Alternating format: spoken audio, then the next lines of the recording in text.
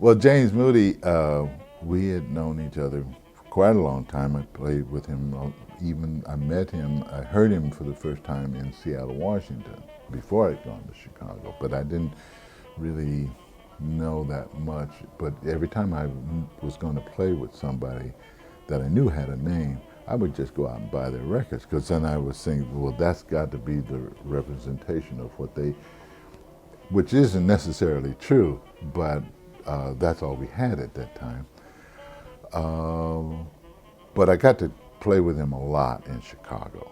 James Moody was also very phenomenal, because he was such a passionate player, that you, and he could play fast, and he played songs, and he played a lot of, I played a lot with him in the Midwest. We would travel.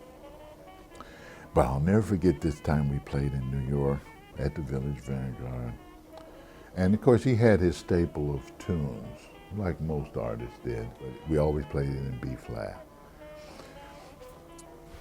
for years.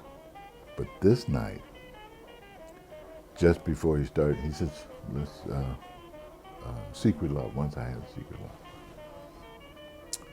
And so, okay, we're gonna go it, because you get on automatic pilot, and as soon as he starts to count it off, let's do it in B, not B flat.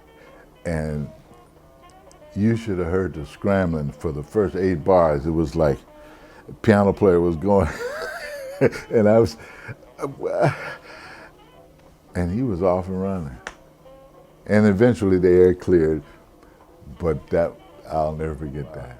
But Moody was a sweetheart, and he would come to the house, he would come over to the house, he'd come in, we know he'd come to dinner, and he'd stay a little bit, and he says, well, I guess I better go. I said, well, you just got here, man. I thought you were gonna have, well, I don't want to wear out my welcome, you know. It was like, it was a real funny thing, but he was, he had fun when he played. And I don't think people have much fun when they play nowadays. Everything is so damn perfect almost, I mean, he pretty perfect. The way he played was, you'd be in trouble trying to spar with him. But they had fun when they played. And that's all I know. And that is something that I keep with me. I have to have fun when I play. He and Dizzy, he was so much older than I, and so they were coming from the vaudeville kind of concept as entertainers when they didn't have the horns in their mouths. But the moment that horn got in their mouth, there was nothing. There was no vaudeville there. To me, I think that's a huge part of our presentation as performers. I guess there are some people confused about being silly on stage and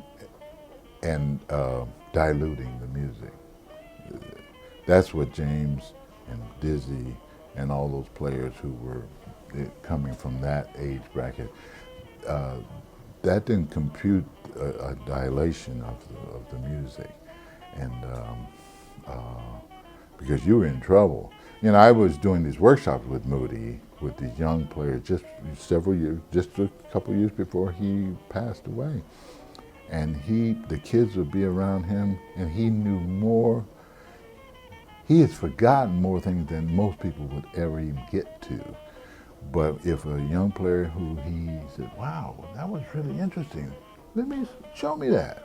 He was always grabbing, and to me that's that's why he was able to sustain his career year after year after year after year, because he was always not feeling I'm it.